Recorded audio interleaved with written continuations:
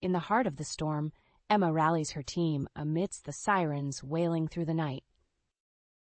Mark, a seasoned storm chaser, streams live updates as he endures the storm's destructive path.